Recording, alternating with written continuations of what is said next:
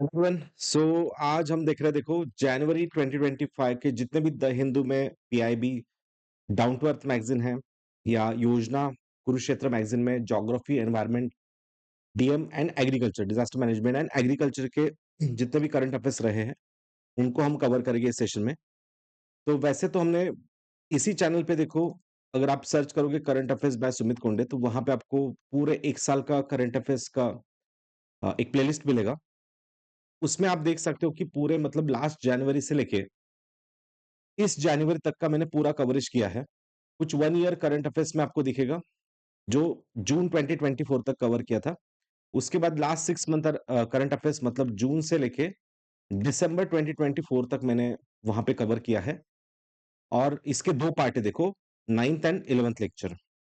और उसके बाद दिसंबर का जो थोड़ा बहुत बाकी था, उसमें दिसंबर का एक हमने कवरेज लिया था 3 वीक अगो। अगर आप यहाँ पे देखोगे 10th नंबर का लेक्चर है, तो वो ज़रूर देख लेना। उसी में आपका अभी नेक्स्ट पार्ट हम देख रहे हैं। इसके अपडेट्स वगैरह या नोट्स वगैरह आपको already Telegram channel Sumit sir notes Telegram channel पे आपको मिल जाएगा।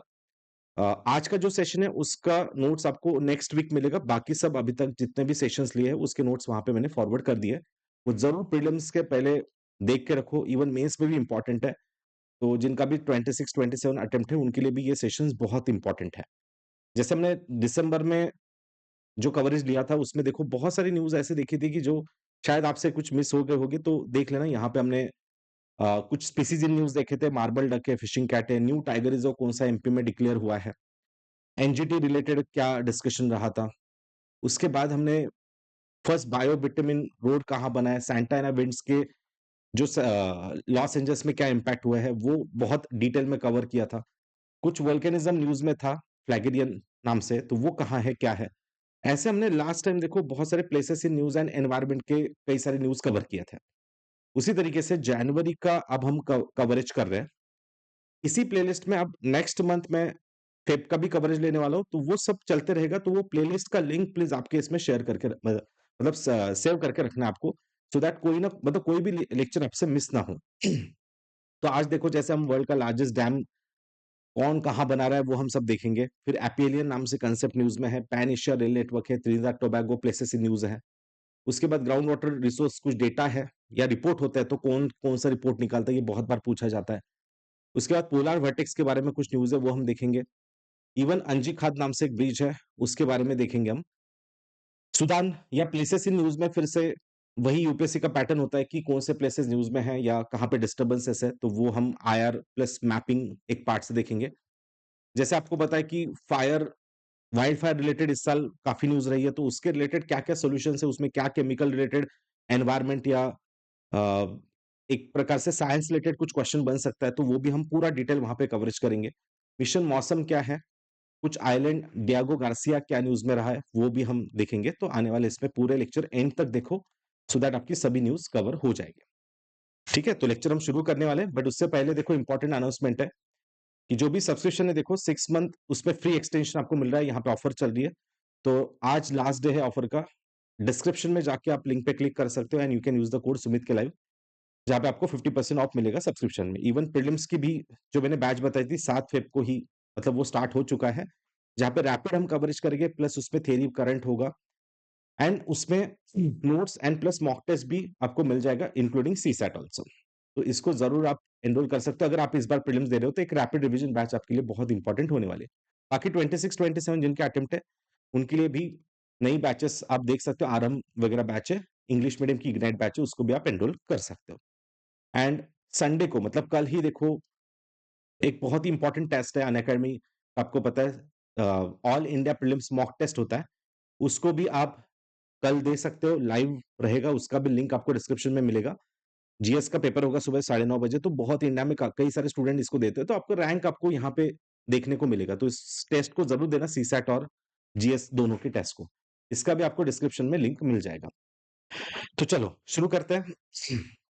तो सबसे पहले न्यूज़ है कि ब्रह्मपुत्रा के बारे में हम देख रहे हैं कि वर्ल्ड का लार्जेस्ट डैम यहाँ पे चाइना बना रहा है, और वो भी यहाँ पे हम देख रहे हैं तिब्बत चाइना के पास यारलुंग झांगबो जिसको कहते हैं ब्रह्मपुत्रा को, उसी पार्ट पे मेडोंग काउंटी। इस डैम का नाम क्या है वो मुझे लगता है आपको देखना चाहिए, मेडोक काउंटी, है ना? तो इसका नाम है मेडोक काउंटी नाम से। तो यहाँ देख सकते हो जो कि वर्ल्ड का अभी सबसे लार्जेस्ट डैम बनेगा जब भी ये बिल्ट होगा। तो जहाँ पे हम कहते हैं ना कि चेमायुंडुंग ग्लेशियर कैलाश माउंटेन्स के फुटहिल्स से ब्रह्मपुत्रा निकलती है। इसको सांगपो या यारलुंग सांगपो कहते हैं तिब्बत, चाइना में। उसके बाद ग्रेट बेंड कहते हैं हम जहाँ से ये नामचा बरवा से एकदम से इंडिया में एंटर करती है दिहांग जिसको कहा जाता है अरुणाचल प्रदेश में। उसी से पहले यहाँ पे एकदम हम देख सकते हैं कि यहाँ पे वो डैम बन रहा है मेदोक काउंटी नाम से। इसका नाम है मेदोक काउंटी। तो ये जब भी बनेगा तब सबसे लार्जेस्ट डैम होगा वर्ल्ड का। बट आज के डेट में कौन सा डैम सबसे बड़ा है जो आता है यस कौन सी रिवर पे यहाँ पे नाम है यांगस्ते रिवर। तो यांगस्ते रिवर पे वर्ल्ड का आज डेट में सबसे लार्जेस्ट डैम कौन सा है प्रेजेंट में वो आपको कमेंट में बताना है तब। बाकी मैं कहूंगा कि अब ब्रह्मपुत्र इतनी न्यूज में है तो उसके right and left hand tributaries जरूर देखो, ज्योग्राफिकल पर्सपेक्टिव से वो इंपॉर्टेंट होगा, राइट एंड लेफ्ट इसको स्टॉप करके आप बाद में देख लेना। नेक्स्ट न्यूज है देखो त्रिनिदाद एंड टोबैगो, ये कंट्री न्यूज में रही थी। वहां पे कुछ सर्जिन वायलेंस वगैरह रहा है और ऐसे आईआर रिस्पेक्टिव मैपिंग यूपीएससी ने बहुत बार पूछा है, तो आपको लोकेशन पता होना चाहिए बस कहाँ पे है क्या है। तो कहाँ है त्रिनिदाद एंड टोबैगो? तो कैरिबियन सी के पास आपको पता है साउथ अमेरिका वेनेजुएला उसके नॉर्थ की तरफ दिख रहा है, यहाँ पे है Trinidad and Tobago Atlantic ocean की वेस्ट में। तो यहाँ की कंट्री मैं कहूंगा सभी देख लो एक बार की Cuba, Haiti, Dominic Republic, Puerto Rico या जो भी छोटी मोटी कंट्रीज है उसमें से एक आता है नीचे की तरफ त्रिनिदाद एंड टोबैगो। इसका कैपिटल है पोर्ट ऑफ स्पेन। नेक्स्ट है डियागो गार्सिया नाम से एक आइलैंड न्यूज में प्लेसेस इन न्यूज में देखो कि यहाँ पे भी कुछ इश्यूज हो गए थे कि तमिलनाडु के कुछ फिशरमैन वहां पे डिटेन किए गए थे। तो वो आइलैंड कहाँ है बस देख लेना, मालदीव्स के साउथ में जाओगे तो चैगोस आर्कियोपेलागी हम देखेंगे, उसमें डियागो गार्सिया नाम से आइलैंड आता है। तो इंडियन ओशन की तरफ है डियागो गार्सिया, इसका पार्ट है वो चैगोस आर्कियोपेलागी का पार्ट आता है जो कि यूके की टेरिटरीज में आते हैं। ओके, तो लोकेशन देख लेना बस कहाँ है। नेक्स्ट है अंजी खाद नाम से ब्रिज न्यूज में रहा था, ये इंडिया का first cable stayed rail bridge है। इंडिया का फर्स्ट केबल से कनेक्टेड ऐसा रेल ब्रिज है और ये कहाँ है तो Jammu Kashmir Udhampur Srinagar Baramulla rail link project पे आता है। जो देखो कटरा कटरा जो है एंड रियासी जो जम्मू कश्मीर के पार्ट है कटरा एंड रियासी इसको कनेक्ट करने वाला ये प्रोजेक्ट या उसके बीच में ये ब्रिज होगा, इंडिया का first cable stayed rail bridge अंजी खाद ब्रिज, देख लेना कहां पे है।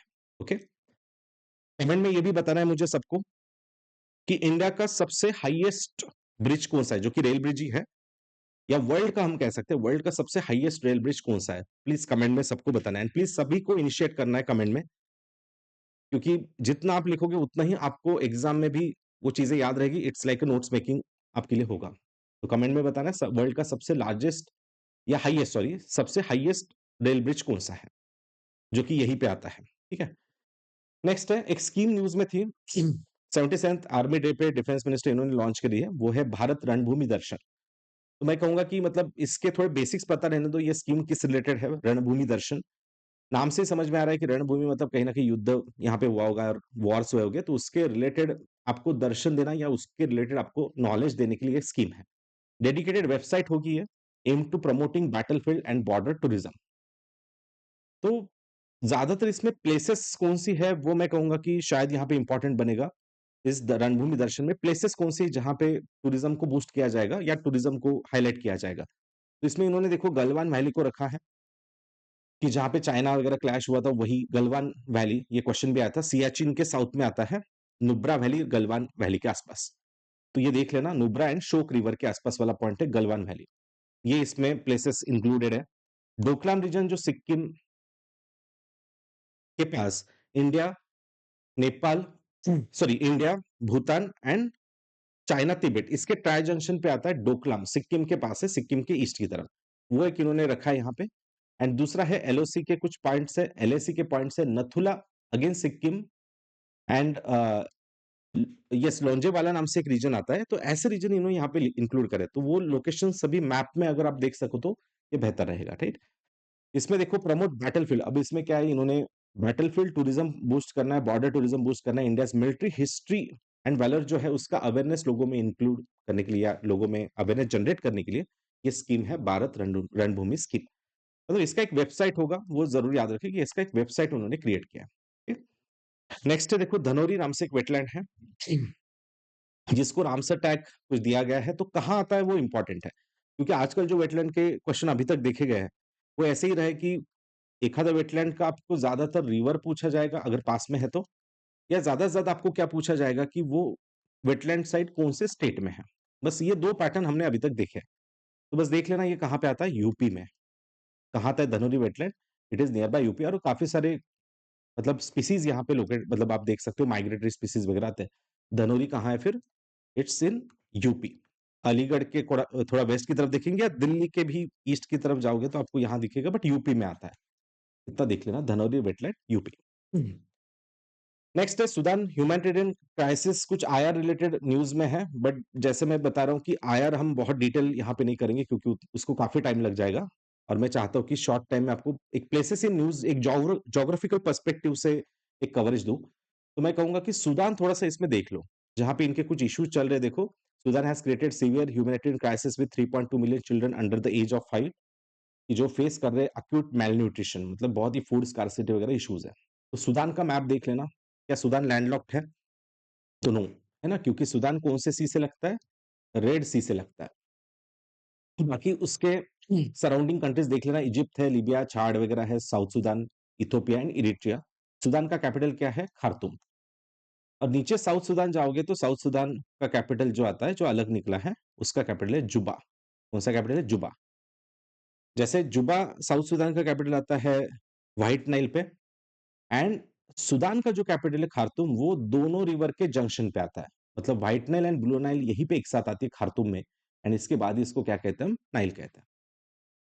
एक असाइनमेंट है सबके लिए कि बाकी तो चलो यहाँ पे फैमिन इश्यूज, मैलन्यूट्रिशन इश्यूज चल ही रहे हैं।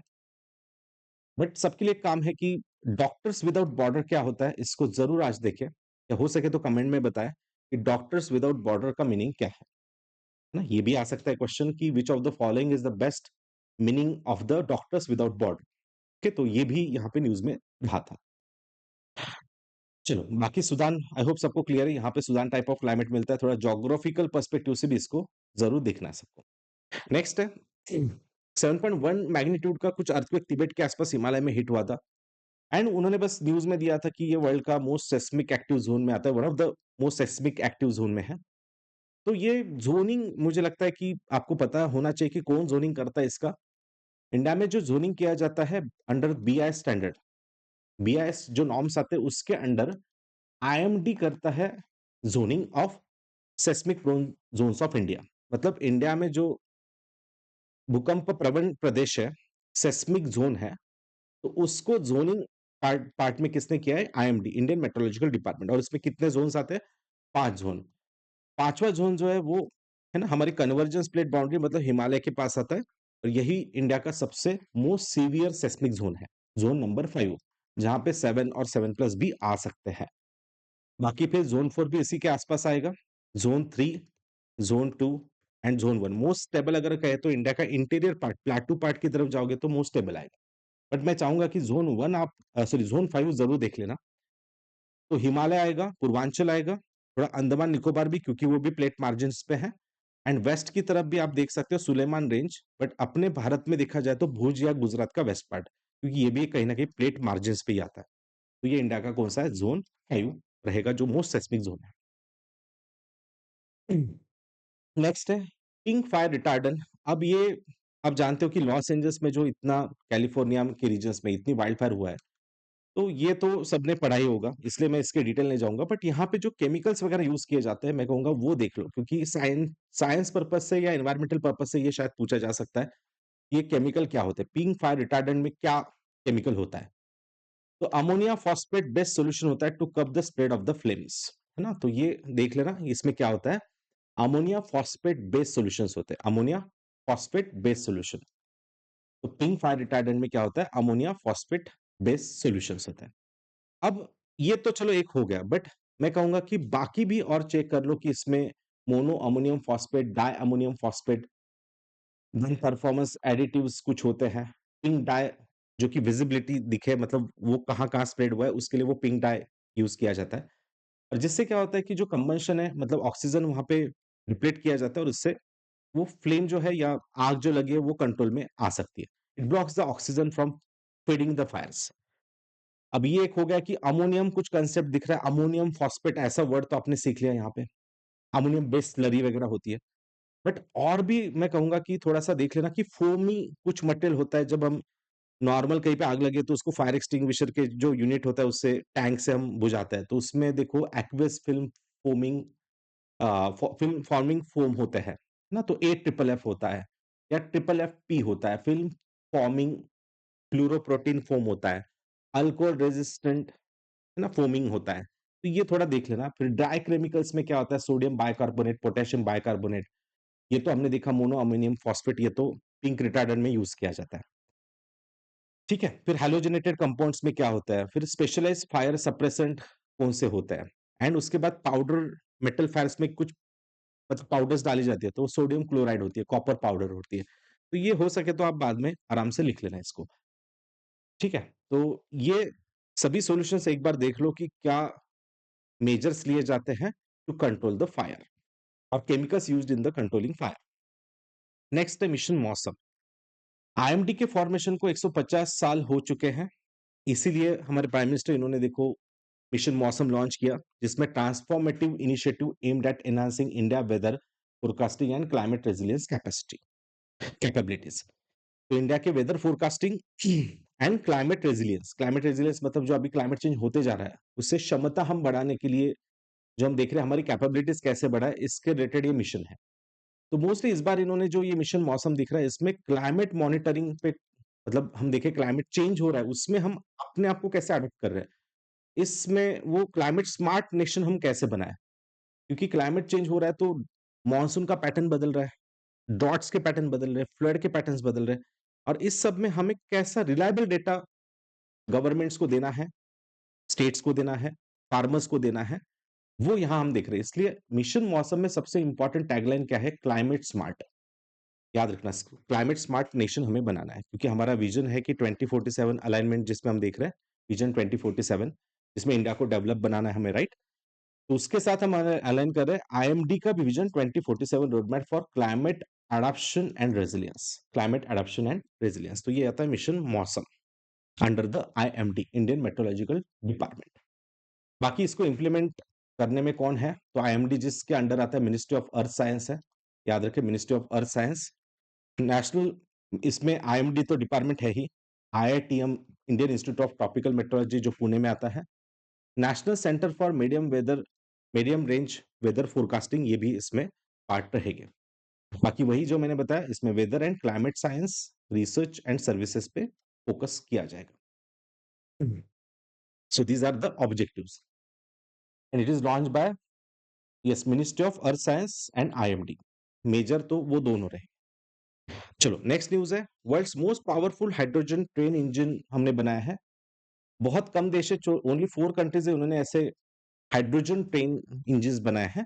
उसमें है Germany, France, Sweden and China. तो उसमें से वन ऑफ द है इंडिया। तो फर्स्ट ट्रायल इसका कहां पे हुआ है, इट्स अ जिंद सोनीपत हरियाणा में। तो हरियाणा जो सोनीपत वगैरह रीजन आता है, तो वहां पे हमने हाइड्रोजन बेस्ड जो होती है ट्रेन ना, वो इंजन डेवलप किया और वहां पे रन किया। तो ये इंडिया का पहला रीजन, जहां देख लो हरियाणा सोनीपत वगैरह कहाँ आता है, वो आपको चेकआउट करना है। तो लगभग 1200 हॉर्स पावर का वगैरह इसमें इंजन कुछ लगाया गया है। ठीक है, बाकी मैं कहूंगा कि अगर इतना हाइड्रोजन यूज में है, क्योंकि hydrogen is the cleanest source of energy, क्योंकि ये जब हम पावर क्रिएट करके फ्यूल, हाइड्रोजन फ्यूल क्रिएट करते हैं, तब जीरो इमिशन होता है, क्योंकि तब सोलार, क्योंकि ये जो हाइड्रोजन बनाया जाता है वो किससे बनाया जाता है, रिन्यूएबल एनर्जी। और रिन्यूएबल एनर्जी मतलब सोलार है, विंड है, एचईपी प्लांट्स है, इसमें कोई इमिशन नहीं होता है जब ये क्रिएट किया जाता है। और वही हम एज अ फ्यूल यूज कर रहे हैं, चाहे इंडस्ट्री हो, ट्रेन हो या व्हीकल्स हो, वहां पे यूज करेंगे। तो इंडिया का नेशनल ग्रीन हाइड्रोजन मिशन क्या है, वो कब लॉन्च किया था, उसमें कितना टारगेट है हमारा, 2030 तक 5 मेट्रिक मिलियन टन हमें प्रोड्यूस करना है ग्रीन हाइड्रोजन। तो ये इंडिया का काफी एम्बिशियस प्रोग्राम है। हो सके तो इसको आज जरूर देखो, ग्रीन हाइड्रोजन मिशन क्या है। आ सकता है इस पे, मतलब लास्ट ईयर 24 में भी प्रीलिम्स में दो क्वेश्चन आए थे ग्रीन हाइड्रोजन मिशन पे। ओके, तो इसको जरूर देखें। बाकी ब्लू क्या होता है, ग्रे क्या होता है, पिंक क्या होता है, इसको भी बाद में आप स्टॉप करके जरूर देखना। बाकी जैसे मैंने बताया, ग्रीन हाइड्रोजन पॉलिसी 2022 की है, ग्रीन हाइड्रोजन मिशन 2023। इसमें देखा हमने 5 MMT इतना हमें प्रोड्यूस करना है। बाकी strategic invention for green hydrogen transition programme भी क्या आता है, वो भी आपको चेकआउट करना है। अगर आपको लेक्चर फास्ट लगे तो आप स्टॉप करके भी देखो, क्योंकि इसलिए मैं रिकॉर्डेड प्रोवाइड कर रहा हूँ, क्योंकि मैक्सिमम हम न्यूज़ शॉर्ट टाइम में कवर करें, बट आपको कुछ नोट करना है तो you can stop the lecture and आप नोट्स बना सकते हो।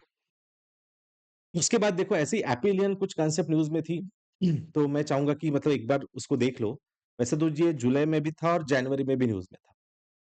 क्योंकि ये दोनों कांसेप्ट आपको पता होगा, जब हमारा सन से अर्थ का एकदम शॉर्टेस्ट डिस्टेंस होता है एंड एक बार होता है कि पूरे साल में जब सबसे दूर होती है अर्थ, वो एक डिस्टेंस होता है, मतलब सबसे फारदेस्ट होता है। तो किसको क्या कहते हैं, जब सबसे फारदेस्ट होगा तो एपिहेलियन, मतलब सबसे दूर होगा तो, एंड सबसे नियर बाय होगा तो वो उसको कहते हैं पेरीहेलियन। पेरीहेलियन मतलब नाम में ही समझ में आ रहा है आपको, हेलियन मतलब हेलियोस मतलब सन। तो सन से सबसे पास में है, पास है तो पेरी, पास है तो पेरीहेलियन, जो 3 जनवरी को ये डेट आती है, लगभग 3 जनवरी को डेट आती है, जिसको हम कहते हैं कि यही डेट पे अर्थ अपने ऑर्बिट पे सन से सब एकदम पास में होता है। एंड सबसे दूर होता है तो लगभग वो 7 महीने बाद 5 जुलाई को होता है ना? 5 जुलाई को सबसे अर्थ अपने मतलब सबसे दूर होती है सन से, उसको कहते हैं एपिहेलियन, ठीक है? इसी प्रकार से आपके लिए एक असाइनमेंट है एपोजी एंड पेरिजी, इसके डेट्स भी आपको चेकआउट करना है। हो सके तो कमेंट में बताओ पेरिजी एंड एपोजी की डेट्स क्या है, ठीक है? पेरिजी एंड एपोजी मतलब अर्थ और मून में शॉर्टेस्ट एंड फारदेस्ट डिस्टेंस कौन सी डेट्स को होते हैं।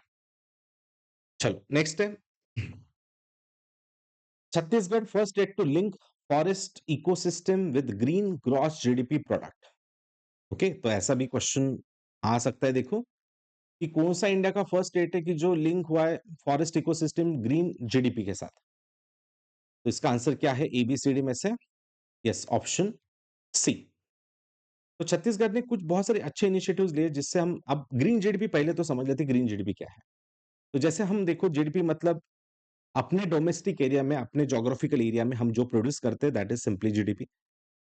ग्रीन जीडीपी मतलब क्या है कि जो हमने नेक्स्ट डोमेस्टिक प्रोडक्ट किया है, मतलब जीडीपी जो हमारा आया है, उसमें से आप माइनस कर लो कि जो हमने एनवायरमेंट को लॉस किया, cost of depletion of natural resources and cost of degradation of ecosystem.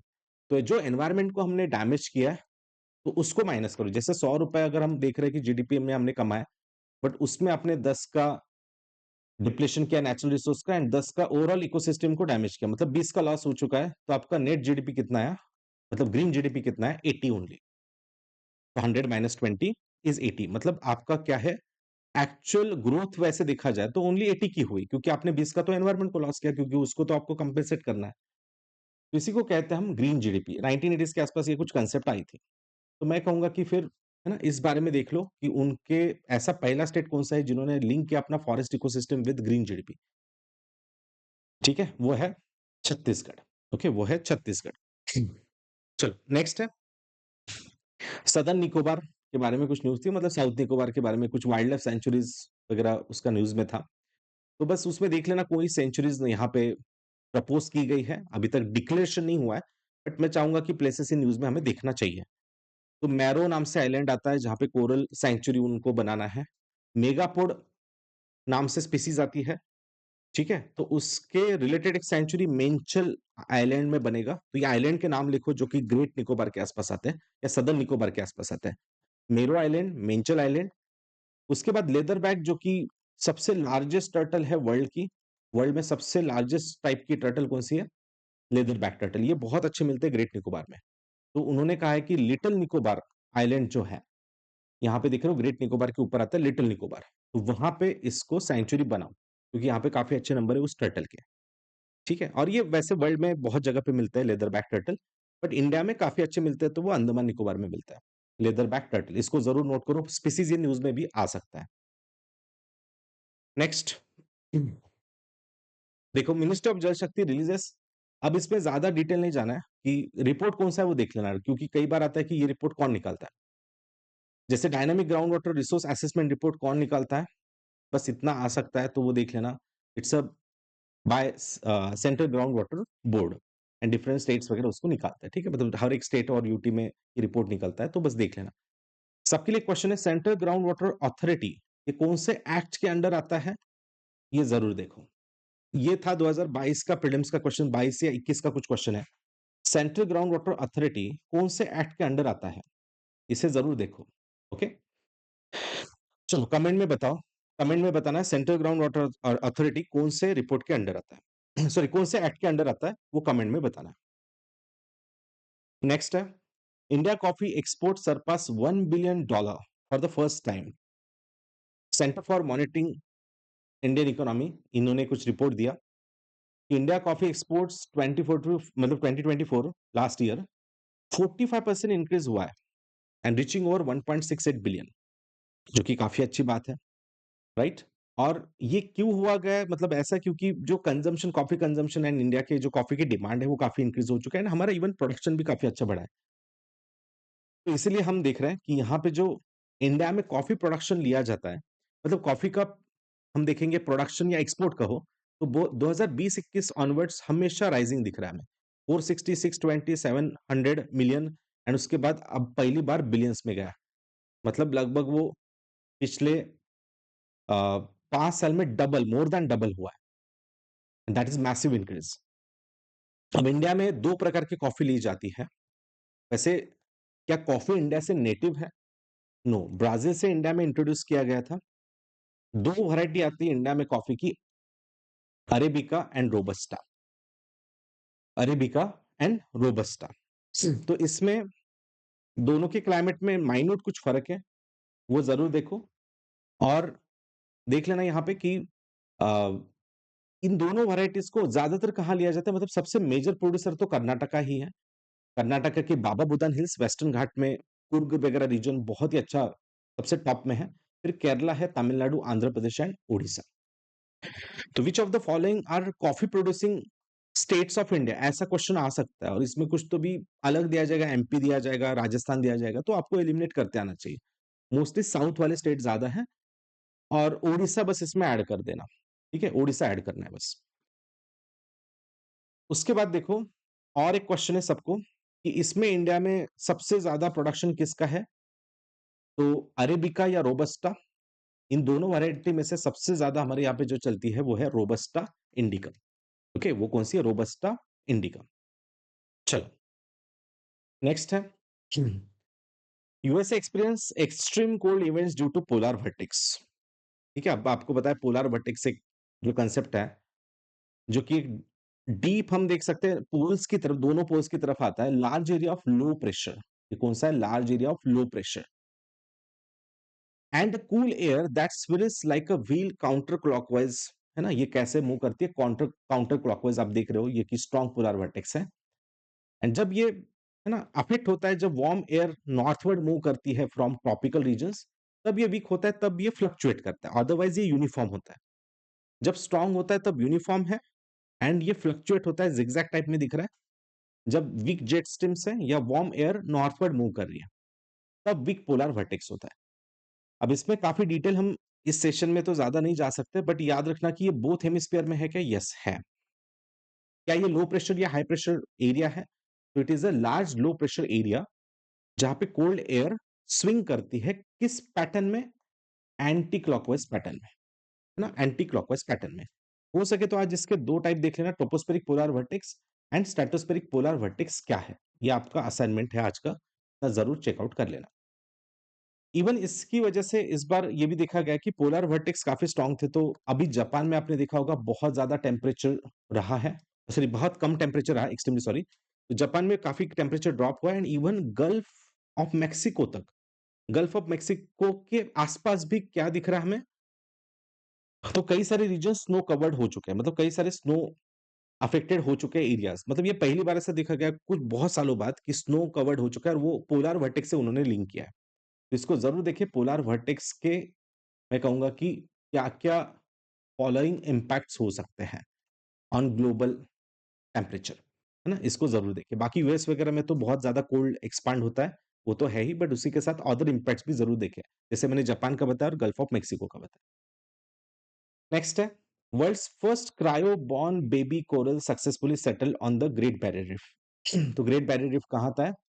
Yes, ये वर्ल्ड की सबसे बड़ी कोरल रिफ पैच है, ऑस्ट्रेलिया जो है तो उसके नॉर्थ ईस्ट में आपको दिखेगा कोरल सी आता है, तो वहाँ पे आपको दिखेगा ये कोरल रीफ, ऑस्ट्रेलिया के नॉर्थ ईस्ट में। ग्रेट बैरियर रीफ, ये वर्ल्ड की सबसे बड़ी कोरल रीफ पैच है। तो वहाँ पे पहली बार ऐसा कुछ ट्रायल मतलब रिसर्च काइंड ऑफ किया गया एंड वहाँ पे उन्होंने क्रायो प्रिजर्वेशन मतलब एकदम लो टेम्परेचर पे, जहाँ पे -20 -30 टेम्परेचर पे, है ना? उसको कंज़र्व किया जाना या उसको डेवलप किया जाना, ये पहली बार यहाँ पे देखा गया, which involves freezing coral cells and tissue at very low temperature. ऐसा फ्रीजिंग करके उसको यहाँ पे, है ना, डेवलप किया गया। तो डीप फ्रोजन बेबी कोरल, है ना, ऐसा पहली बार यहाँ पे देखा गया है, मतलब क्रायो प्रिजर्वेशन प्रोसेस फॉलो की गई। ठीक है, तो इसको ज़रूर देखिए ये मेथड क्या है। बट प्लेसेस इन न्यूज़ में मैं कहूँगा कोरल रीफ देख लेना, ग्रेट बैरियर रीफ क्या है, कहाँ है, उसका लोकेशन थोड़ा मैप्स में चेकआउट करना है आपको। बाकी थ्रेड्स वगैरह कोरल रीफ को क्या होता है, कोरल ब्लीचिंग अगर हो सके तो आज ज़रूर देख के रखना।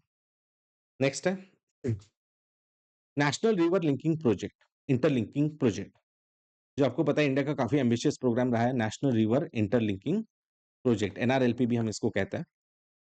तो recently prime minister led the foundation of the Ken Betwa, वैसे तो ये काफ़ी पुराना प्रोजेक्ट है, केन बेटवा लिंक प्रोजेक्ट, कि जहाँ पे वाटर स्कार्स रीजन है बुंदेलखंड, तो यहाँ पे प्लेसेस इन न्यूज़ में क्या कह सकते हैं हम, बुंदेलखंड भी न्यूज़ में है। जो आपको पता होगा कि बुंदेलखंड कहाँ आता है, एमपी का जो पार्ट है, राइट?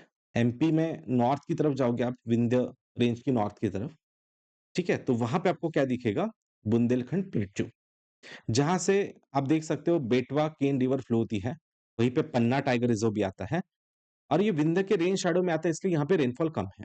बट अभी हमने क्या लिंक किया है यहाँ पे, यस, केन बेटवा लिंकिंग, आप देख पा रहे हो कि केन बेटवा लिंकिंग का प्रोजेक्ट मतलब अभी स्टार्ट हुआ है, ये कंप्लीट होगा जब भी, तब इस केन और बेटवा के बीच में जो बुंदेलखंड पार्ट है, इसमें यूपी भी आता है और एमपी भी आता है, झांसी वगैरह रीजन आते हैं, ग्वालियर आता है ना, ऐसे रीजन्स को बहुत यहाँ पे फायदा होगा। तो ये मैनेज कौन करेगा, it is manage by national water development agency under the ministry of जल शक्ति, या ये प्रोजेक्ट भी मिनिस्ट्री ऑफ जल शक्ति के अंडर ही इंप्लीमेंट किया जाता है। तो इसको जरूर देखिए, ये दोनों रिवर अच्छे से दिखना है, केन बेटवा पन्ना के वेस्ट की तरफ आती है, बुंदेलखंड के पास है, विंध्य के नॉर्थ में है ना, इसका लोकेशन जरूर इसको चेकआउट कर लो। नेक्स्ट है ग्लोबल वार्मिंग एंड इंडिया, ऐसे ही नॉर्मल टाइटल था, इसमें ज्यादा डिटेल जाने की जरूरत नहीं, बट 2024 ये अभी तक का वार्मेस्ट ईयर रिकॉर्ड हुआ है, तो ऐसा बस एक जनरल न्यूज था, उसको जरूर आप चेकआउट कर लो। नेक्स्ट है union ministry of commerce and industry launches national turmeric board, तो एग्रीकल्चर में थोड़ा बहुत आ सकता है, तो ये निजामाबाद तेलंगाना में किया गया है। तो मैं कहूंगा कि देखो, अब शायद ये बोर्ड के बारे में ज्यादा नहीं पूछेंगे, बट ये पूछ सकते हैं कि टर्मरिक और इंडिया का क्या रिलेशन, मतलब इंडिया और टर्मरिक का प्रोडक्शन भी पूछ सकता है।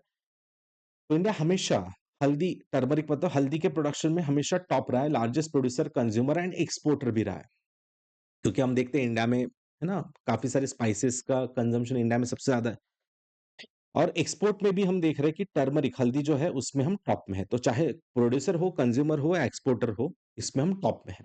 कुछ जीआई टैग वगैरह देख लेना कि कौन से जीआई टैग्स आते हैं कि इसके रिलेटेड, तो इरोडे टर्मरिक आती है तमिलनाडु में, उसको जीआई टैग है।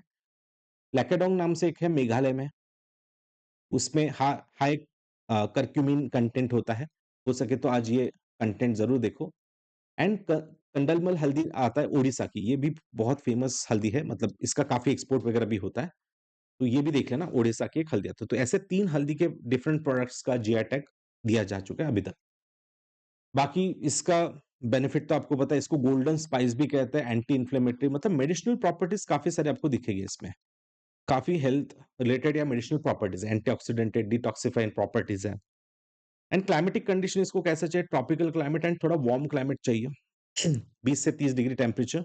रेनफॉल देखो बहुत अच्छा चाहिए, 1500 से ना 250 का रेनफॉल, मतलब हेवी रेनफॉल रीजन में दिखेगा, इसलिए मेघालय हमने देखा, उड़ीसा देखा, है ना, फिर उसके बाद आंध्र प्रदेश देखा है, तमिलनाडु देखा है, यहाँ पे इनका प्रोडक्शन है जहाँ पे हेवी रेनफॉल रीजन है। वेल ड्रेन्ड फर्टाइल सॉइल है, ऑर्गेनिक मैटर्स जहाँ पे होने चाहिए। एंड बाकी अल्टीट्यूड, मतलब थोड़ा हाई अल्टीट्यूड्स पे इसको लिया जाता है, 1500 मतलब मीटर की हाइट के आसपास लिया जाता है, तो इसको जरूर देखें। Yes, national turmeric board. Next है ग्लोबल साउथ के बारे में न्यूज थी, तो देख लेना, यहाँ पे मैं कहूंगा कि ग्लोबल साउथ में कुछ एक इनिशिएटिव वैक्सीन मैत्री वगैरह कुछ लॉन्च किया गया था, बट मैं कहूँगा कि जनरल ज्योग्राफी के टर्म्स में देख लेना ग्लोबल साउथ में कौन-कौन आता है, Central America, South America, Africa, Arabian countries है and yes India, China and South East Asia, right? जो कि थोड़ा लेस डेवलप या डेवलपिंग नेशंस है, वो आते हैं ग्लोबल साउथ में। बाकी नॉर्थ तो आपको आपको पता है ग्लोबल नॉर्थ जहाँ पे मोस्ट डेवलप्ड कंट्रीज़ है वर्ल्ड के, ओके? और जिसमें भले ही साउथ की तरफ आता है ऑस्ट्रेलिया, न्यूज़ीलैंड, बट वो ग्लोबल नॉर्थ में कंसिडर किए जाते हैं। नेक्स्ट इस 76th रिपब्लिक डे पे आपको पता है, जैसे हम हर साल है ना किसी को गेस्ट बुलाते हैं, तो वैसे ही इस बार इंडोनेशिया के प्रेसिडेंट यस प्राबो सुबियांतो इनको बुलाया गया था। तो वो थोड़ा मैं कहूँगा कि इस देश के बारे में भी पढ़ो, इसका कैपिटल क्या है, देश का कैसा लोकेशन है, क्या है, साउथ ईस्ट एशिया में कहाँ लोकेशन है, इवन इनके साथ हमारे मिलिट्री एक्सरसाइज़ेज़ कौन-सा है, वो ज़रूर देख लेना क्योंकि अलग-अलग एग्ज़ाम में हमेशा मतलब हर साल आप देखो अलग कोई ना कोई एग्ज़ाम सीडीएस होगा, सीएपीएफ होगा, एसएससी होगा या इवन यूपीएससी जब भी कोई ऐसे हम गेस्ट बुलाते हैं, तो उन उस कंट्री रिलेटेड कुछ ना कुछ पूछा जाता है। जैसे हमारी इंडोनेशिया के साथ समुद्र शक्ति इंडो कॉर्पेट नाम से मैरीटाइम मतलब मैरीटाइम रिलेटेड है ना? यहाँ पे एक्सरसाइज़ेज़ होती है, मिलिट्री एक्सरसाइज़ेज़ होती है। तो हर एक चीज़ मैं कहूँगा इंडोनेशिया के मैपिंग में भी ज़रूर देख लेना। उसके बाद China ambitions for pan Asia rail network ऐसा कुछ न्यूज़ में था। East coast rail link project उन्होंने कुछ लॉन्च किया। तो ये कहाँ से कहाँ तक है? बस ये पूछा जा सकता है कहाँ से? क्योंकि लास्ट ईयर भी आया था और इसका मैंने एक बहुत अच्छा लेक्चर आपको दिया है। आप प्लीज़ उसको देखो। अ, पूरे वर्ल्ड के जितने भी ट्रांसपोर्ट कॉरिडोर है, एक ही लेक्चर में मैंने कंप्लीट किया है। आप इसी चैनल पे प्लेलिस्ट में या फिर इसी चैनल के वीडियो सेक्शन में जाके थोड़ा देख लेना या सॉरी यूट्यूब पे भी आप डाल सकते हो कि सम ट्रांसपोर्ट कॉरिडोर बाय सुमित कुंडे। You will get that lecture क्योंकि ऐसा लेक्चर कहीं पे भी आपको नहीं मिलेगा। वन स्टॉप सॉल्यूशन है और वो क्वेश्चन लास्ट ईयर भी आए हैं कि जहाँ पे उन्होंने पूछा था कि कनमिंग तक कौन-सा रूट है, फिर उसके बाद माओसॉट मतलब थाईलैंड माओसॉट तक कौन-सा रूट है और उसमें कनेक्टिंग पॉइंट करेक्ट है या नहीं है, तो ऐसे क्वेश्चन रहे हैं। तो east coast rail link Laos से लेके थाईलैंड तक, तो लाओस से लेके थाईलैंड तक ऐसे कुछ रेल रूट्स रहेंगे, तो उसको ज़रूर देख लेना आप। उसके बाद आगे चलते हैं अब थोड़ा एनवायरनमेंट की न्यूज़ को देखते हैं। तो olive Ridley turtle was in the news कि कुछ ऑलिव रिडले टर्टल की मतलब डेथ हुई थी और आज भी मतलब आज 8 फरवरी को आज भी द हिंदू में आया है कि काफ़ी सारे ऑलिव रिडले टर्टल की डेथ तमिलनाडु के आस-पास कुछ देखी गई है और उनको फिर वहाँ पे ना बरी किया जा रहा था। तो उसका कारण उन्होंने वही बताया कि फिश नेट में ट्रैप होना या बहुत सारी ऐसे प्रॉब्लम्स हमने देखे हैं। तो वो थोड़ा-सा देखो मैं कहूँगा कि olive Ridley turtle is the smallest turtle in the world मतलब सभी टर्टल्स में से सबसे स्मॉलेस्ट आती है। इनका हैचिंग साइट देखा जाए तो ये मतलब वर्ल्ड में काफ़ी लोकेशंस पे मिलते हैं बट इनका सबसे बड़ा हैचिंग साइट कौन-सी है या कहाँ आती है? तो वो इंडिया में ही आती है। इंडिया में कहाँ आती है? ओडिशा में। ओडिशा में कुछ गहीरमट्टा कोस्ट है, ठीक है? गंजम कोस्ट है एंड भीतरकनिका नेशनल पार्क आपको पता होगा ओडिशा में। तो ओडिशा सबसे बेस्ट लोकेशन इनके हैचिंग का बना है और उन्होंने काफ़ी अच्छे कंज़र्व भी किया है। इवन मैं कहूँगा सेव कुरमा नाम से एक कैंपेन है, वो ज़रूर देख लेना, डब्ल्यूडब्ल्यूएफ इसको चलाता है, सेव कुरमा, है ना? ये भी आप ज़रूर चेक कर लो। तो ऑलिव रिडले टर्टल के बारे में जितनी हो सके उतनी जानकारी देखनी है। इनका स्टेटस वगैरह देखा जाए तो मतलब बहुत ज़्यादा क्रिटिकली एंडेंजर्ड वगैरह नहीं आते हैं, इसलिए वो शायद यूपीएससी उस पे टारगेट नहीं करे बट इनके लोकेशन क्या ये सबसे छोटी टर्टल है, इनका हैबिटेट कहाँ है, ट्रॉपिकल में ज़्यादा मिलते हैं या कहाँ मिलते हैं, है ना? इस पार्ट में आ सकता है या इंडिया में कहाँ मिलते हैं तो ओडिशा में, वेरमट्टा, गंजम एंड भितरकनिका। नेक्स्ट एक नॉर्मल एनवायरमेंटल समिट हुआ था और क्लाइमेट चेंज रिलेटेड उसमें जनरल इन्फॉर्मेशन थी मतलब बस उसको देख लेना एक बार। मतलब इम्पैक्टफुल रेज़ोल्यूशंस के बारे में दिया था बट यूएनएफसीसीसी मैंने पूरा कवर किया है। आप हो सके तो यूएनएफसीसीसी का जो मीटिंग है, बाकू मीटिंग वो मैंने काफ़ी डिटेल कवर किया है। इसी चैनल पे आप देख सकते हो, बाकू मीटिंग आप डाल देना UNFCCC you will get the link okay. उसके बाद है next ministry of environment, forest and climate change के under environment relief fund amendment scheme एक कुछ आया था। तो इसमें क्या है कि कंपेंसेशन के बारे में बोला गया है कि environment relief fund which utilize the for providing immediate relief to the victims of accident involving in hazardous substance. जैसे अगर कहीं पे लीकेज वगैरह कुछ हो जाता है या कंपनी में कुछ गैस लीक होता है, तो वहाँ के एनवायरनमेंट को इमीडिएट रिलीफ फंड मिलना एंड वहाँ के लोग जो अफेक्ट हो चुके हैं, उनको भी इमीडिएट रिलीफ मिलना चाहिए। तो इसलिए हमने वैसे तो एक पब्लिक लायबिलिटी इंश्योरेंस एक्ट बनाई है 1991 में, और ये इसका बैकग्राउंड कहीं न कहीं भोपाल गैस ट्रेजेडी रहा है 1984 का। तो उसके बाद हमने देखा कि कंपनी पे मैंडेटरी है कि आप पब्लिक लायबिलिटी इंश्योरेंस एक्ट, मतलब इसके अंडर सभी वहाँ पे जो लोग काम कर रहे हैं उनका इंश्योरेंस निकालो, ठीक है? बट इसी के साथ वो कह रहे हैं कि एक इसमें अमेंडमेंट ज़रूरी है, मिनिस्ट्री ऑफ एनवायरनमेंट ने बताया। एक रिलीफ फंड अलग से आप मेंशन करो, और वो इमीडिएट रिलीफ होना चाहिए under the section 7A of PLAI, ठीक है? पब्लिक लायबिलिटी इंश्योरेंस एक्ट के अंडर। और इसमें वो इमीडिएट रिलीफ की बात करें, तो बस देख लेना कि ये क्या है, मतलब public relief fund amendment scheme 2024, और इसका लिंक कहाँ से है? Public liability insurance act 1991। तो ये दोनों एक्ट जरूर चेक कर लेना, स्कीम एंड एक्ट ऑल्सो। बाकी एनवायरमेंट प्रोटेक्शन एक्ट का भी बहुत बड़ा रोल आता है, वो भी बाद में आप चेक कर लेना। नेक्स्ट है रिकैलकुलेटेड कोस्ट लाइन। अब जैसा आपको पता है, एनसीईआरटी हो हर जगह पे आपको मतलब एक ही कोस्ट लाइन दिखती है कि 7,516 के आसपास हमारी कोस्ट लाइन है। अभी तक सभी एनसीईआरटीज़ में वही डेटा है, और वही हम रेफर भी करते हैं। हमारे कोस्ट लाइन को कितने स्टेट्स लगते हैं? 9 स्टेट्स एंड 4 यूटीज़ लगते हैं। सबको पता होगा हमारी कोस्ट लाइन को कितने स्टेट से 9 स्टेट लगते हैं और 4 यूटी लगते हैं। और उनका कुल मिला के 7,516 इतनी किलोमीटर है। बट अब ये बढ़ कैसे गई? अब तो क्या नया स्टेट या कोई नई टेरिटरी हमने एक्वायर तो नहीं करी। But ministry of home affairs के अंडर ये 11,000 कैसे चला गया? मतलब इतना इंक्रीज़ कैसे हुआ? 47% का। तो बस कुछ नहीं, हमने यहाँ पे मेथोडोलॉजी कुछ बदली है, जहाँ पे बेस को भी हमने काउंट किया, मतलब जो बेस होते हैं उसका इंटीरियर पार्ट्स है, एस्चुरी का इनलेट्स पार्ट्स है। जैसे हम पहले नॉर्मली स्टेट पकड़ते थे, बट अब इनलेट्स है तो उसका भी इंटीरियर में जो इनलेट है वो भी हम काउंट कर रहे हैं। तो इससे क्या हुआ, वो इंक्रीज दिखेगा आपको। अंडरस्टूड? तो इसलिए आज हम कहेंगे कि अराउंड 11,000 का हमारा क्या है, 11,000 किलोमीटर की क्या है, कोस्ट लाइन है, मोर देन 11,000 किलोमीटर। अब इंडिया में सबसे ज्यादा कोस्ट लाइन किस स्टेट को लगती है? तो स्टेट अगर कहूं तो गुजरात है। बट अगर मैं कहूं कि स्टेट और यूटी, स्टेट ऑब्लिक यूटी अगर ऐसा कहता है, तो फिर सबसे ज्यादा किसको लगती है? अंडमान निकोबार को। बट ये कब था? ये थोड़ा पहले की बात है, 7,516 जब हम कह रहे तब की। बट इतने सारे क्रिक वेस्ट की तरफ है, गुजरात की तरफ, अब उनको अलग से काउंट किया, और सबसे ज्यादा जो कोस्ट लाइन बड़ी है, मोर देन डबल या ऑलमोस्ट डबल, 2300 के आसपास जा चुकी है। तो अब गुजरात ही करेक्ट आंसर रहेगा। तो लगभग 2340 सबसे ज्यादा कोस्ट लाइन किसकी है? गुजरात की है। फिर सेकंड नंबर पे आता है वेस्ट बंगाल, जिसमें भी काफी इंक्रीज हुआ है। तीसरा है तमिलनाडु, एंड चौथा है आंध्र प्रदेश। तो गुजरात, वेस्ट बंगाल, तमिलनाडु एंड आंध्र प्रदेश, ठीक है? अब यूटी पकड़ ले, तो मैं कहूंगा इसमें सेकंड नंबर पे गुजरात के बाद अंडमान निकोबार आना चाहिए। गुजरात, अंडमान निकोबार, ओके? तो इसका रैंकिंग वगैरह हम कभी बाद में देखेंगे, बट देख लेना कि 11,000 किलोमीटर के आसपास अभी हमारी कोस्ट लाइन रहेगी। नेक्स्ट है फ्लेमिंगो फेस्टिवल, जिसमें फेस्टिवल तो ज्यादा नहीं पूछा जाएगा, बट ये दो लोकेशन न्यूज में देखो। पुलिकत लेक, जिसपे यूपीएससी ने क्वेश्चन भी पूछा है कि Pulicat lake is between two states, correct है क्या? यस। तमिलनाडु एंड आंध्र प्रदेश के कोस्ट लाइन पे आता है ना पुलिकत लेक, जहां पे श्रीहरिकोट्टा है, देख सकते हो आप। ये है Pulicat lake, you can see this Pulicat lake on the border with Andhra Pradesh and Tamil Nadu.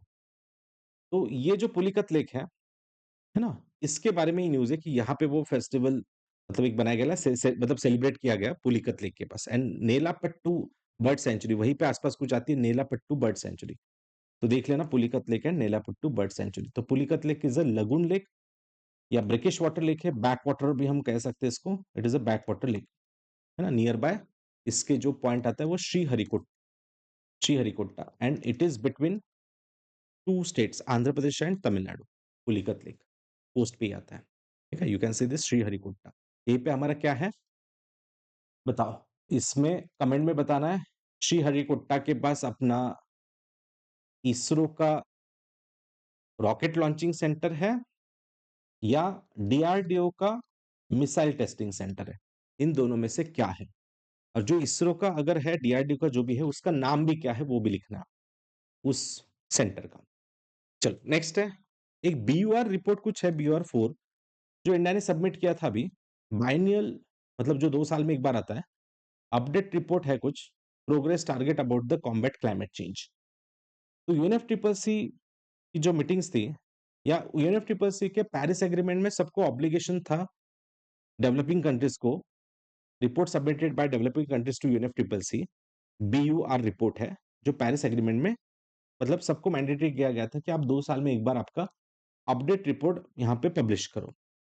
तो इंडिया ने ऐसा अपना 4th बायनल रिपोर्ट यूएनएफसीसीसी में रखा था, तो जिसमें national green house gas inventory, climate action हमने क्या लिया है, अभी तक क्या-क्या इंप्रूवमेंट किए वो रखे हैं। तो सिंपली यूपीएससी पूछ सकता है कि ये बीओआर रिपोर्ट किसके रिलेटेड है? Biennial update report. So it is related to UNFCCC obligations of Paris agreement. मतलब पेरिस एग्रीमेंट जो है उसके अंडर ये रिपोर्ट हमने पब्लिश करते हैं हर 2 साल बाद। बाकी इसके बाद में आप पॉइंट्स वगैरह चेक कर लेना। देन है प्लास्टिसाइजर्स डिग्रेडेशन।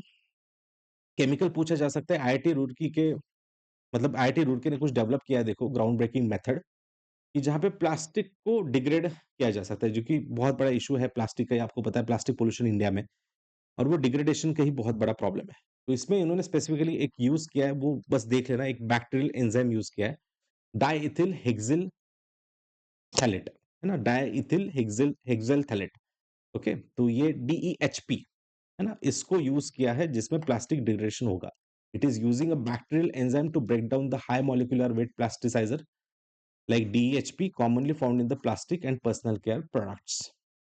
तो उसको डिग्रेड यहाँ पे किया जाएगा। तो बस केमिकल का नाम लिखो और किसने डेवलप किया वही लिखना है। नेक्स्ट है ग्राउंड वाटर कंटेमिनेशन। ये इंडिया में आप पता है आपको कि बहुत ज्यादा हो चुका है, जिसमें उन्होंने बताया कि nitrate being a major concern alongside other pollutant like fluoride है, आर्सेनिक है, यूरेनियम है। तो एक बार यूपीएससी ने क्वेश्चन भी पूछा था कि इंडिया के ग्राउंड वाटर कंटेमिनेशन में कौन से केमिकल मिलता है, तो उसमें यही कुछ ऑप्शंस थे, नाइट्रेट है, फ्लोराइड है, आर्सेनिक है एंड यूरेनियम है। तो इनका इम्पैक्ट भी उन्होंने बताया कि नाइट्रेट वगैरह जो है, अमोनियम नाइट्रेट, यूरिया ना, ये फर्टिलाइजर्स बढ़ने से कैसा बढ़ा है, फ्लोराइड कैसे बढ़े हैं, आर्सेनिक है तो उसका भी इम्पैक्ट हमारे बॉडी पे क्या होता है, यूरेनियम है तो उसका किडनी टॉक्सिसिटी, कैंसर हो सकता है, राइट, आयन अमोनिया बढ़ गया तो क्या होगा।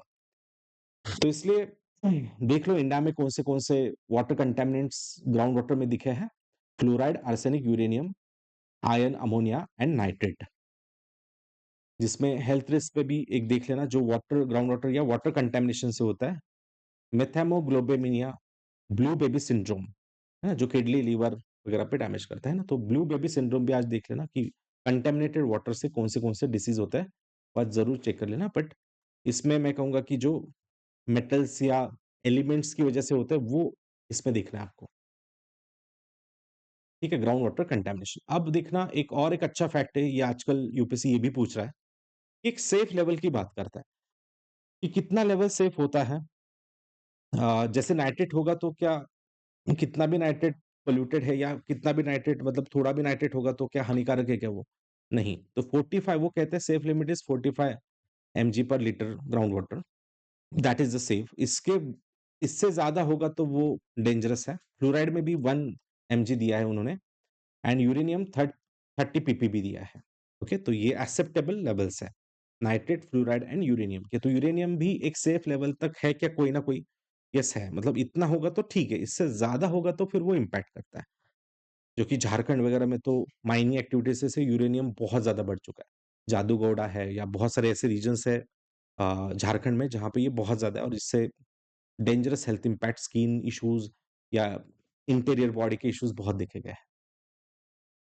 ठीक है, तो जैसे state with the high contamination of nitrate, अगर देखोगे सबसे ज्यादा नाइट्रेट कहाँ है, जो कि अभी जिसकी न्यूज है अभी के लिए, तो वो है राजस्थान में 49% तक नाइट्रेट देखा गया है। फिर कर्नाटक है, फिर तमिलनाडु, जहाँ पे देख रहे हो आप अराउंड 30, 40, 50% तक देख रहा है। ठीक है,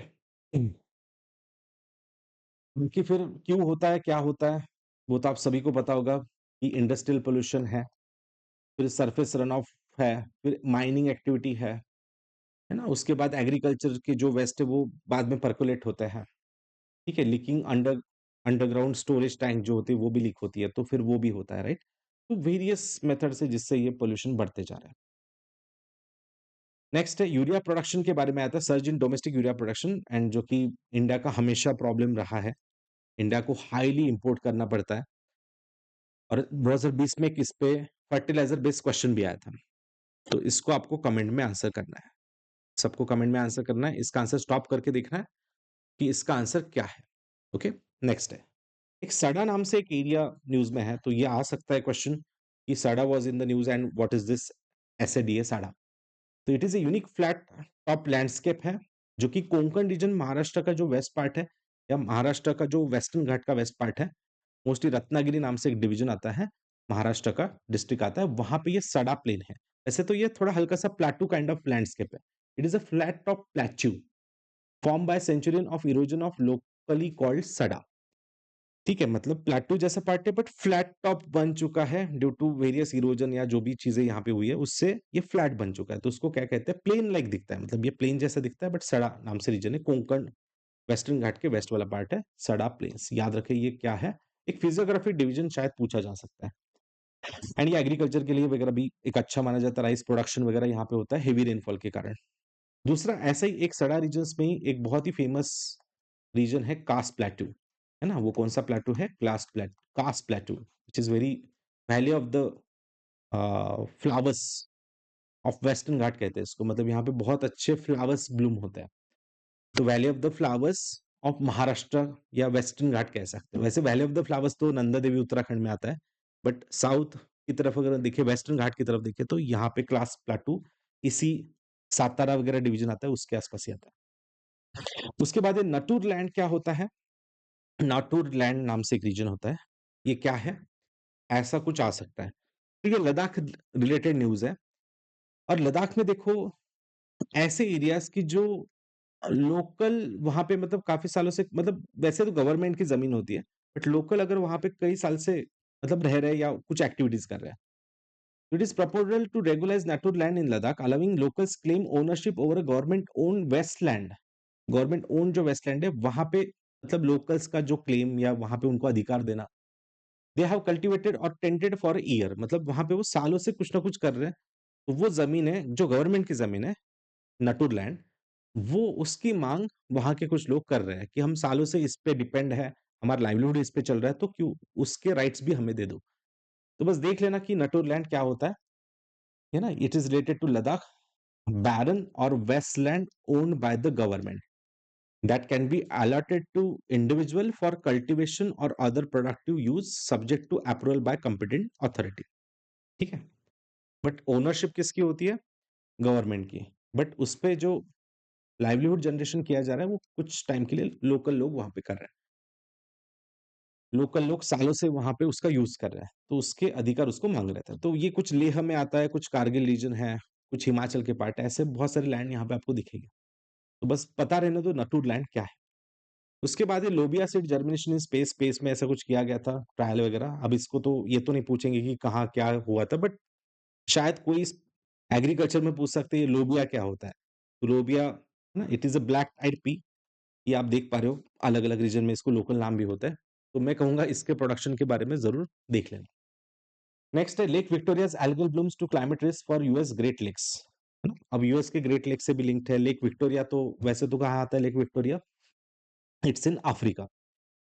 पता होगा आपको अफ्रीका का सबसे बड़ा लेक कौन सा है? लेक विक्टोरिया, जो युगांडा, केनिया एंड टांजानिया के बीच में आता है, यूकेटी, है ना? युगांडा, केनिया, टांजानिया के बीच में। तो यहाँ पे अल्गल ब्लूम कुछ हुआ है, cyanobacteria formerly known as blue green algae generate हुआ, जिससे ये वाटर पोल्यूटेड हो जाता है, हाईली टॉक्सिक बन जाता है, और वहां पे अगर वो कोई वाटर कंज्यूम कर ले कोई स्पीसीज, तो उनकी डेथ हो सकती है।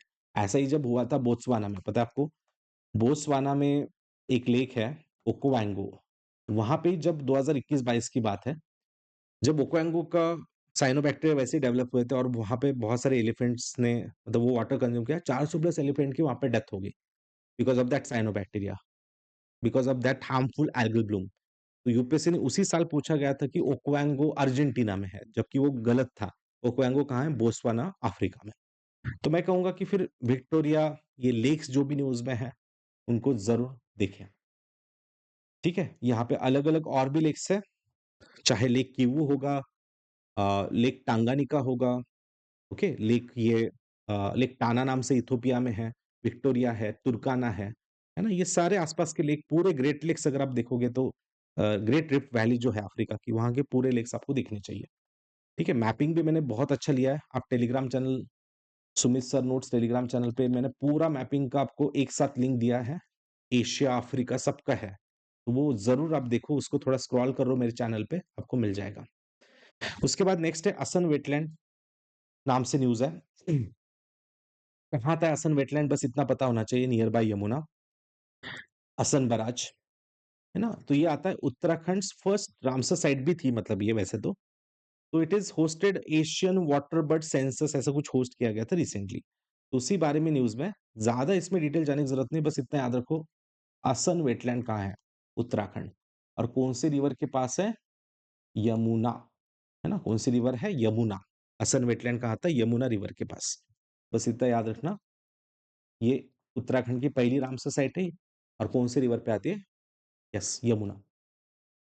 उत्तराखंड और लगभग हिमाचल की बॉर्डर के पास ही आता है ये असम बराज, वहीं पे दिखेगा आपको ये वेटलैंड। नेक्स्ट है मिसयूज ऑफ स्कीम आया था, मैं कहूंगा कि प्रधानमंत्री फसल बीमा योजना जरूर देख के रखो, जहां पे महाराष्ट्र में कुछ फ्रॉड वगैरह हुआ था, बोगस क्लेम किए गए थे, मतलब जहां पे नुकसान नहीं हुआ है तभी दिखाया कि नुकसान हुआ है और उसका बीमा या इंश्योरेंस ले रहा है। तो ऐसी हरकतें यहाँ पे हो रही है, बट ठीक है, मैं कहूंगा कि आप इसको देख लो, ये क्या है मिशन, यस मतलब प्रधानमंत्री फसल बीमा योजना, इसके बारे में स्टार्ट कब हुआ था, इसमें कितने प्रीमियम्स है, वो आप जरूर साइड में लिख के रखो। देन अगेन एनवायरनमेंट में देखो, एक ट्री न्यूज में है, चिनार ट्री यूजुअली कहाँ मिलता है ऐसा क्वेश्चन आ सकता है, तो ये टेम्परेट ट्रीज, टेम्परेट फॉरेस्ट का प्रकार है चिनार, बहुत ही ब्यूटीफुल होता है, इसका मैजेस्टिक अपीयरेंस, जियो टैगिंग, है ना, क्यूआर कोड्स वगैरह ऐसे कुछ वहां पे उन्होंने डिजिटली लगाए हैं क्योंकि इसको कंजर्व करें। ये मतलब सिर्फ कश्मीर में ही मिलते हैं क्या? नो, तो इटली से लेके हिमालय मतलब अल्पाइन वेजिटेशन में ये मिलता है आपको। तो बहुत ही ब्यूटीफुल ऐसा ये ट्री दिखेगा आपको, चिनार ट्री, तो बस याद रखना chinar is very famous in Jammu Kashmir, but बाकी रीजन्स में भी मिलता है, तो यस मिलता है। उसके बाद देखो, extreme climate events have transformed over 7,500 lakes in Greenland, तो ग्रीनलैंड में जो इश्यूज है वो दिख रहा है कि ड्यू टू एटमॉस्फेरिक रिवर होगा अल्टर द न्यूमरस बायोजियो, मतलब क्लाइमेट चेंज बेसिकली, उसकी वजह से यहाँ पे ग्रीनलैंड न्यूज में मैं कहूंगा कि ग्रीनलैंड का लोकेशन जरूर देखो। Greenland is under right now position of Denmark, and वो भी इशू चल रहा है ना कि यूएस कह रहा है कि हम ग्रीनलैंड को एक्वायर कर लेंगे वगैरह, तो है ना, उसका लोकेशन जरूर देखो, नॉर्थ अटलांटिक के नॉर्थ में आता है, एंड बहुत ही बड़ा आइलैंड का पार्ट है ग्रीनलैंड, उसको जरूर मैप में देख लेना। उसके बाद देखो, यही मैं जो बता रहा था आपको, पोलर वर्टेक्स से लिंक है, US gulf coast for first time as snow storm Enzo breaks 200 year old record, 200 साल बाद ऐसा कुछ रिकॉर्ड तोड़ा है, इसको एंजो नाम दिया। ये बहुत इंपॉर्टेंट होगा कि एंजो कंसेप्ट क्या है, the severe unprecedented snowstorm named Enzo driven by usually strong stretch out a polar vertex। मैंने क्या बताया आपको कि पोलर वर्टेक्स जो देखा गया इस बार, स्ट्रॉन्ग पोलर वर्टेक्स, उस वजह से ये गल्फ के आसपास पहली बार ऐसा देखा गया, मतलब 200 साल बाद, कि स्नो स्टॉर्म्स हुआ है ना, and which is known as Enzo, इसको क्या कहा गया? एंजो कहा गया। ठीक है, तो ये पहले ही मैंने एक्सप्लेन किया, इसलिए आप बाद में उसको आप रिपीट देख सकते हो या फिर आप इसको बाद में कवर कर लेना।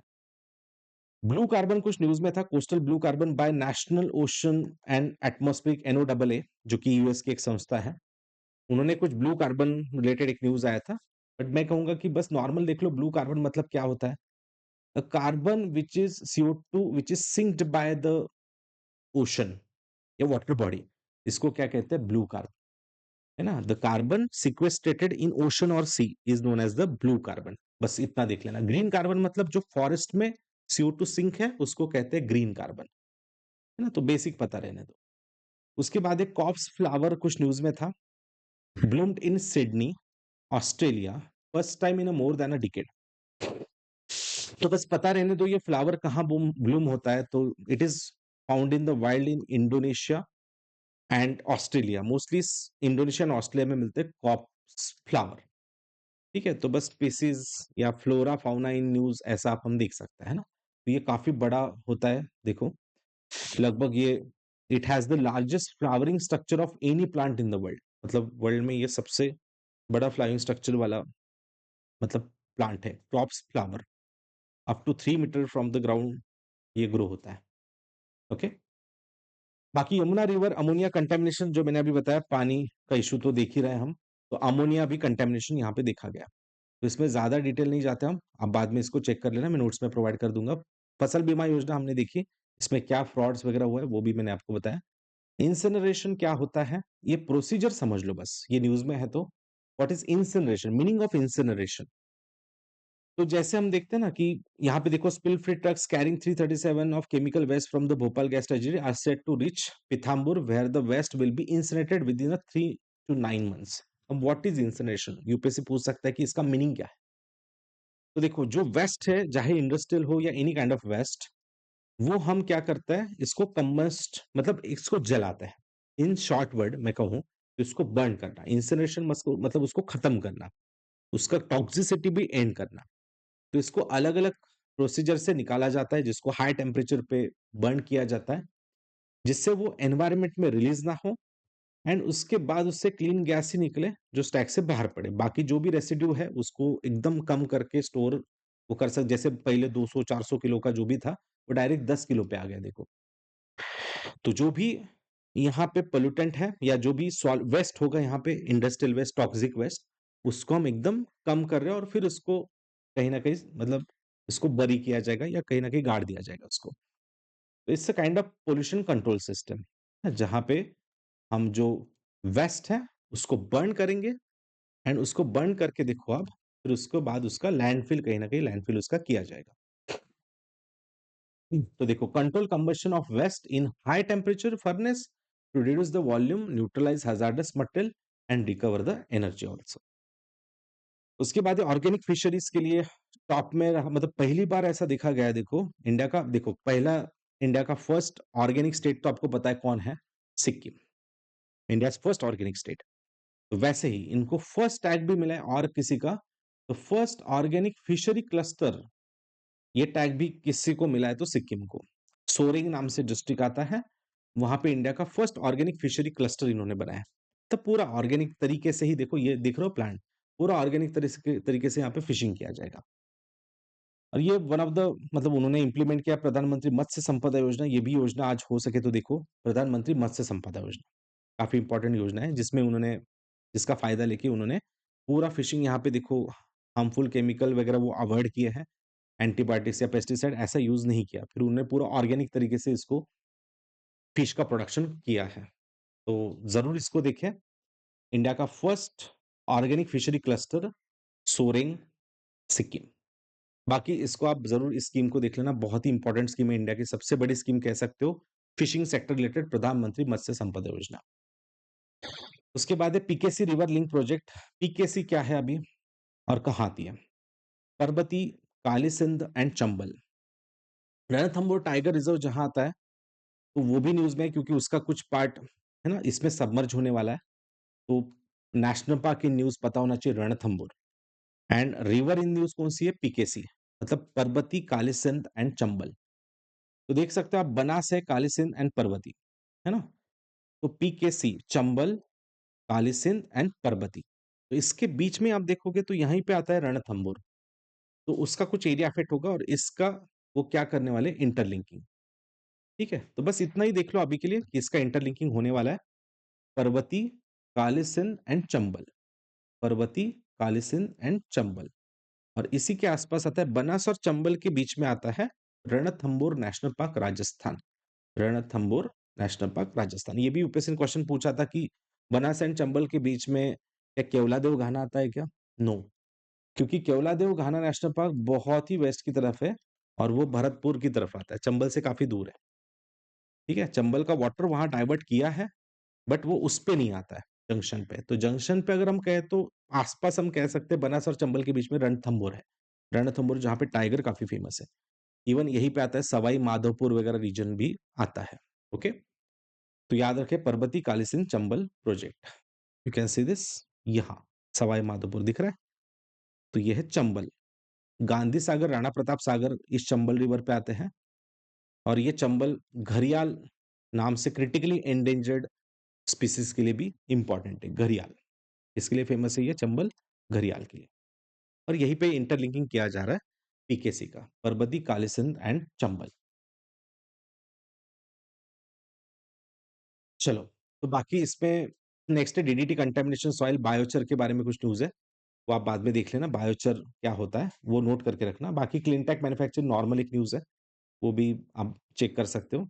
क्लाइमेट फोरम कुछ बैठा गया था, मिनिस्ट्री ऑफ कॉमर्स के अंडर है, बस इतना देख लेना, ये Bharat clean tech manufacturing platform, जिसमें solar, wind, hydrogen, battery storage technologies, capacity building, मतलब यहाँ पे वो देखा जाएगा, और जिससे हमारे रिन्यूएबल एनर्जी के टारगेट्स में फायदा होगा। बाकी डब्ल्यूटीओ की 30th एनिवर्सरी, तो मैं कहूँगा डब्ल्यूटीओ एक बार पढ़ लो। एंड लास्ट है, एडीएचडी नाम से एक डिसऑर्डर है, वो भी आज हो सके तो पढ़ लेना, attention deficit hyper activity disorder, तो ये आज जरूर देखो ये क्या है। So this is all the news. Okay, तो आई होप सबको ये सेशन इंपॉर्टेंट रहा, बहुत इंपॉर्टेंट मैंने कवरेज किया है। आई होप सबने एंड तक देखा है सब सेशन। यही सब नोट्स जो है जनवरी के पूरा करंट अफेयर्स है, इसके बाहर एनवायरमेंट ज्योग्राफी कुछ नहीं है ना, इसको बहुत अच्छे से रिवाइज करो। प्रीवियस सेशन अगर कुछ रहे होगे तो सुमित सर नोट्स टेलीग्राम पे तो देख ही लो, बट उसी के साथ मैंने जो आपको बताया था कि इसी चैनल पे प्लेलिस्ट है मेरा, एक लास्ट 1 ईयर करंट अफेयर्स, इस प्लेलिस्ट में टोटल आज का मिला के 12 वीडियोस है, और ये वीडियोस में से कोई भी अगर बच्चा होगा तो आपको जरूर देखना है। मोस्टली लास्ट 3-4 जो वीडियोस है वो तो जरूर देखो, क्योंकि वो जून के बाद के वीडियोस है। ठीक है, so thank you all of you, see you in the next session.